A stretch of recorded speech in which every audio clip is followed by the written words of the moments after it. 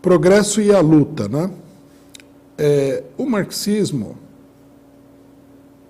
o que é o marxismo desse ponto de vista, né? De um ponto de vista histórico mais geral? Nós lutamos pelo socialismo.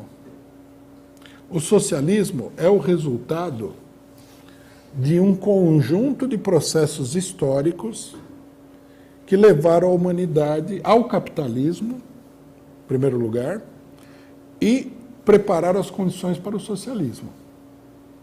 E todo esse processo histórico, ele é um progresso, porque ele se dirige ao socialismo. Então nós vemos a história, em primeiro lugar, desse ponto de vista, do progresso econômico. Agora, o progresso econômico não é uma máquina que se desenvolve por fora dos seres humanos, ele se desenvolve através dos seres humanos. Então, nós temos que considerar um fenômeno que surge dessa situação econômica, que é o quê? A luta de classes, porque as sociedades são contraditórias, né? Quando a gente fala que a sociedade é contraditória, nós estamos nos referindo a um conceito da dialética, né?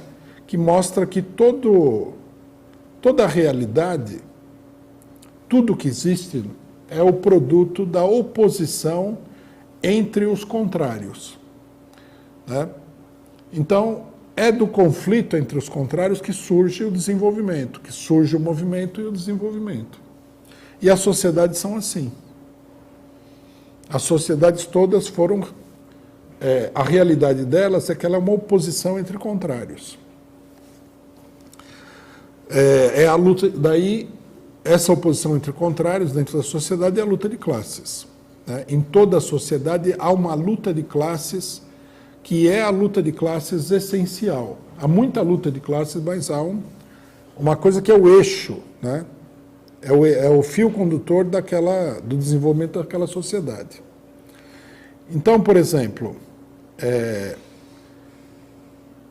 na sociedade escravagista, a luta seria entre as forças produtivas, que são os escravos, e os senhores de escravos. Como os escravos não conseguiram acabar com essa sociedade, a sociedade se derrubou, mas mesmo assim deu lugar, finalmente, a um outro tipo de sociedade mais evoluída, que foi a sociedade feudal, depois de um período de retrocesso, de séculos, né? Na sociedade feudal, há muitas lutas, mas a luta fundamental é entre a burguesia e os senhores feudais. Quer dizer, entre o capitalismo, que é o motor das forças produtivas dessa sociedade, e os senhores feudais. Então, aí o que se coloca, né? Por exemplo, em geral, como regra, a luta de todos os setores oprimidos, ela acaba convergindo para essa luta fundamental. Por exemplo, na sociedade feudal, o levantamento dos servos, as revoltas camponesas e tudo mais, elas foram um motor de desagregação da sociedade feudal, foram um dos motores. Mas o motor principal era a luta da burguesia, que a burguesia ela tinha uma vantagem sobre os camponeses, que era o seguinte: ela, na sua existência, na sua ação, ela colocava em jogo novas formas de produção, a produção capitalista. Então, logicamente que, se você tivesse nessa sociedade, você apoiaria a luta dos servos, que não era o motor principal, e apoiaria a luta da burguesia também, né? Ocorre que, se você pega servos, você pode ter movimentos desse setor, que é um setor oprimido, que por alguma circunstância especial seja contrária à linha geral do progresso. Na Revolução Francesa, a aristocracia conseguiu mobilizar, né, duas grandes revoltas camponesas contra o regime revolucionário da França. Então, naquele momento, né, por que eles conseguiram mobilizar? Porque o governo, né, que era uma ditadura revolucionária, acabou se indispondo com esse setor, que é um setor explorado. Nesse caso, você não poderia ficar do lado desse setor explorado, porque ele estava contra a revolução. Ele atuava contra-revolucionariamente.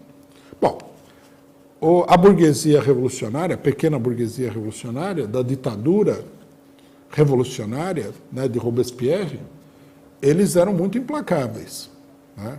Então a repressão foi muito dura.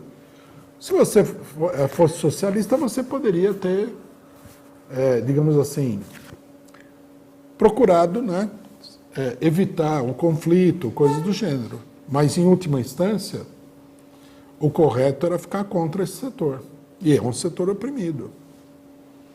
É um setor explorado. E a burguesia é uma classe exploradora. Mas aí você vê, é um paradoxo. É um paradoxo real, é uma contradição real do movimento social. A burguesia era revolucionária. Esse setor camponês, esse setor, não o campesinato em geral, atuava de maneira contra-revolucionária. Isso aí pode acontecer.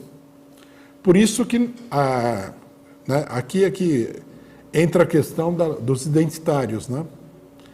Essa oposição abstrata entre oprimidos e explorados e exploradores, ela não é correta. Ela só é correta quando você vê, né, quando você parte da linha fundamental de oposição entre a classe oprimida, que traz consigo o progresso, um novo modo de produção, e a classe reacionária que tem que deixar os acontecimentos. Por isso, né, e essa seria a conclusão fundamental desse debate, nós temos que considerar o seguinte: na sociedade moderna, Marx foi muito claro nesse sentido. A luta se dá entre a classe operária e a burguesia. E na sociedade atual, né, essa burguesia, o setor importante, o setor decisivo, é a burguesia imperialista. Quer dizer, a classe operária se opõe a toda a burguesia, mas o inimigo fundamental é a burguesia imperialista. Então, você não pode ver nenhuma luta dos chamados oprimidos, senão do ponto de vista da classe operária. Porque se a luta de um determinado setor oprimido estiver contra a classe operária, é uma luta reacionária. Não dá para ver essa luta isoladamente. Por exemplo, a luta do negro. A luta do negro comporta várias soluções fictícias que vão contra a ideia, vão contra o movimento revolucionário da classe operária. Por exemplo, um dos primeiros movimentos mais agressivos do negro norte-americano, né, era dirigido por um jamaicano chamado Garvey, que é considerado o fundador do nacionalismo negro norte-americano. Ele tinha como política principal que os negros deveriam ir embora dos Estados Unidos. Que os negros deveriam voltar para a África. Se nós estivéssemos nos Estados Unidos nesse momento, nós teríamos que nos chocar contra ele, porque a política dele é uma política reacionária, embora ele esteja defendendo o negro. Quer dizer, o negro, em vez de estar lá, que é parte da classe operária norte-americana, e fazer a revolução proletária, abandona a luta que vai para a África em busca, sabe-se lá Deus do quê. Quer dizer, não existe uma luta revolucionária e progressista que esteja em oposição aos interesses da classe operária. A luta democrática é assim. A luta da mulher é assim. A luta do negro é assim. A luta do índio é assim. Todas as lutas só têm um caráter revolucionário se estiverem ligadas à luta da classe operária. Se estiverem colocadas na perspectiva da classe operária. Por isso que o identitarismo é uma porcaria. Que ele está contra essa luta, totalmente contra.